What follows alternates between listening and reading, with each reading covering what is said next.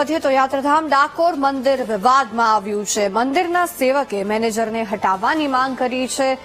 વિનોદ સેવક નામના સેવકે મુખ્યમંત્રી અને યાત્રાધામ વિકાસ બોર્ડને અરજી કરી છે। ડાકોર ટેમ્પલ કમિટીના મેનેજર જેપી દવેને હટાવવાની અરજી કરવામાં આવી છે। જેપી દવે નિવૃત્ત મામલતદાર છે અને ટેમ્પલ કમિટીમાં તેઓ મેનેજર છે।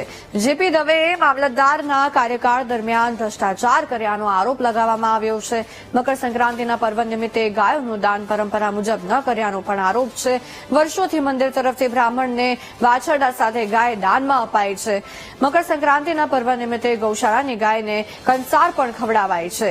ગાયને કંસાર નહીં ખવડાવીને મેનેજરે પરંપરા તોડ્યાનો ઉલ્લેખ કરવામાં આવ્યો છે। મંદિરના ટ્રસ્ટી ભરત ખંભોળજા અને અરુણ મહેતા મેનેજરને છાવરતા હોવાનો પણ આરોપ લગાવવામાં આવ્યો છે। 27 જાન્યુઆરી સુધી કાર્યવાહી નહીં થાય તો આ મરણાંત ઉપવાસની પણ તેમણે ચીમકી ઉચ્ચારી છે। સંવાદદાતા સંદીપ આપણી સાથે ફોન લાઈન પર જોડાયા છે। સંદીપ, ડાકોર યાત્રાધામ મંદિર ફરી એકવાર વિવાદમાં આવ્યું છે મેનેજરના કારણે, શું છે સમગ્ર મામલો? ચોક્કસથી કશિશ વાત કરવામાં આવે તો યાત્રાધામ ડાકોર ફરી એક વખત વિવાદમાં કહી શકાય તે રીતના વિવાદ ઉભો થયો છે। કારણ કે યાત્રાધામ ડાકોરના રણછોડજી મંદિરમાં ડાકોર ટેમ્પલ કમિટી દ્વારા જે મેનેજરની નિમણૂક કરવામાં આવી હતી તેવા જેપી દવે જે નિવૃત્ત મામલતદાર છે તેઓ અહીં મેનેજરની કામગીરી સંભાળી રહ્યા છે અને તેમના વિરુદ્ધ અત્યારે એક અરજી કરવામાં આવી છે। મુખ્યમંત્રી સહિત જે છે તે વિભાગોને અરજી કરી તેમાં આક્ષેપો કરવામાં આવ્યા છે કે જે મેનેજર છે તેમના દ્વારા ગત ઉત્તરાયણના પર્વ નિમિત્તે જે મંદિરની પરંપરા મુજબ જે ગાયોનું દાન કરવામાં આવતું હતું ગરીબ પરિવારોને તે ગાયોનું દાન કરવામાં નથી આવ્યું। સાથે સાથે જે કંસારનો પ્રસાદ જે ખવડાવવામાં આવતો હતો ગાયોને તે પણ ખવડાવવામાં નથી આવતો। સાથે સાથે અન્ય આક્ષેપો પણ કરી અને તેમને તાત્કાલિક હોદ્દા ઉપરથી દૂર કરવાની માગણી કરવામાં આવી છે। અને જો આ માગણી સંતોષવામાં નહીં આવે તો આગામી 27 જાન્યુઆરીથી તેમના દ્વારા અમરનાથ ઉપવાસ કરવાની પણ ચીમકી ઉચ્ચારવામાં આવી છે અને તેને લઈને સમગ્ર વિવાદ સપાટી પર આવ્યો છે।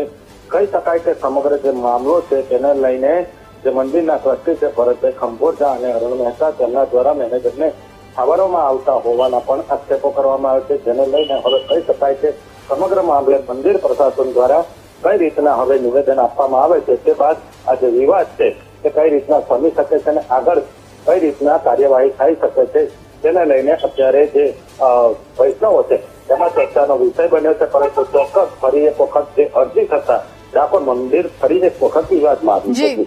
જી સંદીપ, આભાર આપનો। આપણી સાથે જેમણે આક્ષેપ કર્યો છે તે વિનોદભાઈ સેવક જોડાયા છે।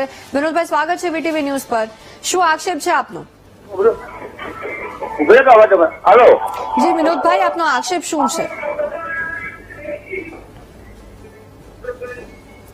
વિનોદભાઈ, અવાજ આવે છે આપને?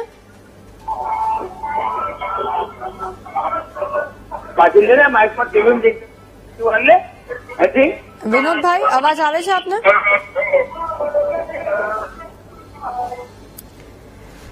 સંપર્ક કપાઈ ગયો છે। ત્યારે જે આક્ષેપ તેમના દ્વારા કરવામાં આવ્યો છે મેનેજરને લઈને કે મેનેજર મંદિરને પોતાની સંપત્તિ માનીને ત્યાં વહીવટ કરે છે અને જે મકર સંક્રાંતિમાં ગૌદાનની આખી પરંપરા હોય છે એમાં ગાયને કંસાર પણ ખવડાવવામાં આવ્યું ન હતું અને મંદિરના જે ટ્રસ્ટી છે તે મેનેજરને છાવરી રહ્યા છે તેવો આરોપ વિનોદ સેવક દ્વારા લગાવવામાં આવ્યો છે। 27 જાન્યુઆરી સુધીનું અલ્ટિમેટમ આપ્યું છે કે જો ત્યાં સુધી કાર્યવાહી નહીં થાય તો વિનોદ સેવક આ મરણાંત અનશન કરશે, ઉપવાસ કરશે। મંદિરના સેવક દ્વારા મેનેજરને હટાવવાની સ્પષ્ટ માંગ કરી દીધી છે। જેપી દવે કે જે મંદિરમાં વહીવટ કરે છે, મેનેજર ભક્તોની લાગણી સાથે રમત રમે છે એવો આક્ષેપ છે। ઉત્તરાયણના દિવસે વર્ષો જૂની પરંપરાનું મેનેજરે ઉલ્લંઘન કર્યું, ગાયનું દાન કે કંસાર ન ખવડાવ્યાનો આરોપ તેમના દ્વારા કરવામાં આવ્યો છે। મંદિરની પરંપરા તોડીને મેનેજરે ગેરવહીવટ કર્યો છે।